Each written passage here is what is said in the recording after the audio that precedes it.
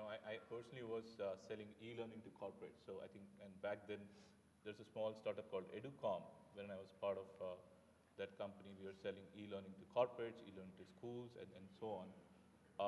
There are a lot of challenges because from an e-learning perspective, you need a content, and that is building up. So digitization of content back then was a big deal, right? Not anymore. I mean, you're in 2015, but those days it itself required a lot of investment, both from private and public and the government players. So that happened. So back then there was an initiative called Planet Vidya, and it is such that from class 1 to class 10, those days, we were struggling for funding, we were struggling for sponsorship, and yet this company did to what it did. Where I think even then we struggle, a challenging part is how do we kind of make it available for a common masses, right? The only solution back then we had is a nodal solution wherein we go download the content at nodal centers, and then the schools or the corporates can download and do it in terms of kiosk and other kind of service centers. We never had something like we have it today, wherein you have a cloud technology, you can have an application of mobile, you download it, click of a button, you get started. I think that is a shift already that has happened. Uh, so coming back to agri, I think we still have farmers who are struggling for day to day. So, starting from giving them information in terms of, and we all know, right? I think they also rent the land. It is not theirs. They buy the seed with a loan, which is the microfinancing part of it. And then so it's like a business wherein you don't have a lot of information, and yet because that's the only way to earn money. And we all know that 50% of the population are farmers, and that's very high number.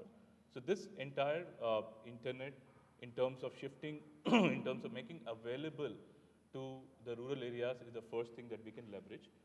There are some corporates like ITC has come up with the initiative called eChopal, wherein they have set up kiosks, they have set up all the information that the farmers would need, right from the procurement of the raw material to the finished good, and even to kind of counter some of the weather issues or the pesticide issues they have. How do they can come above all these struggles that they have day to day. So that is something as an overall initiative, corporates can pitch in. But I'm very high on private-public partnership, because that's the one thing that's going to, also cut away all the delays that might happen. Because a lot of initiatives have been taken by the government, we all know that. But when we see the ground reality, what about the access? Has it kind of penetrated to every farmer? Answer is no. What is the penetration level? Do we even have a number to say if the current penetration level farmers? It's just a myth, right? So those are some of the things that IT as a sector, in terms of not only digitizing, but move away from all the bureaucracy, will help.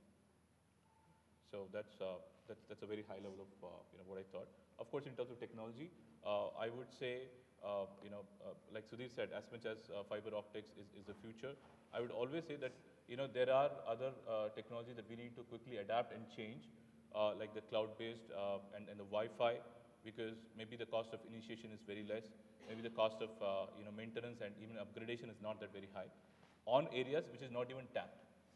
So I'm in for mixed, the hybrid model, wherein wherever you have optical network, I think we try and finish the project. Wherever it's untapped, I think that is where we can even touch upon some of the Wi-Fi solutions based on the cloud.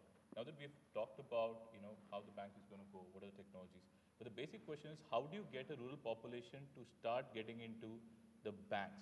You open post offices, you have banks, but how do you make that happen? So one of the ideas, I think, earlier in some of the discussions I had, is maybe what are the transactions of a normal person gets, he needs to get it in his bank account, like we all get it in our salaried work offices, that we get it in our bank account. That's when we have the leverage. If you go and give him cash, what's the percentage of him using the cash and go to a bank? It's where the struggle today is, especially in the rural population. Somewhere, I think that problem, if we solve, it will expedite the solution that we're all talking about in a very different form or fashion. We'll see a lot of faster progress, versus wherein we're trying to facilitate all these things. But what if the population is still not going to a post office for a bank? Or what if it's still not able to use the technologies or the applications we're giving? That is somewhere, I think I had a question. In terms of the ground reality, like Puru correctly mentioned, the challenge is still how do we and who does take these benefits to the rural population, and how does it happen? And that's where I think the correct example could also be like Sudhir mentioned, there is a post bank which will have host of services. But in the post bank, who are those officers who are going to be the intermediary when the person approaches them to say, okay, you know what, I can open a bank account. These are the benefits already be transferred. And let me tell you what are the benefits. And that's where we need to have a huge program in terms of training these officers in a post bank to be the customer facing and also to kind of realize the importance of customer facing. Only then I think we kind of making headway. Because like I said, technology is one part, but technology should reach a person who's prepared to understand and use it. That is where the skill level is something we really need to start working on. I've seen a lot of initiatives in the government already, but again, I mean, frankly speaking, we have a long way to go in terms of how do we train the trainers or train the person who's going to be the nodal points or the brokers of these kind of situations.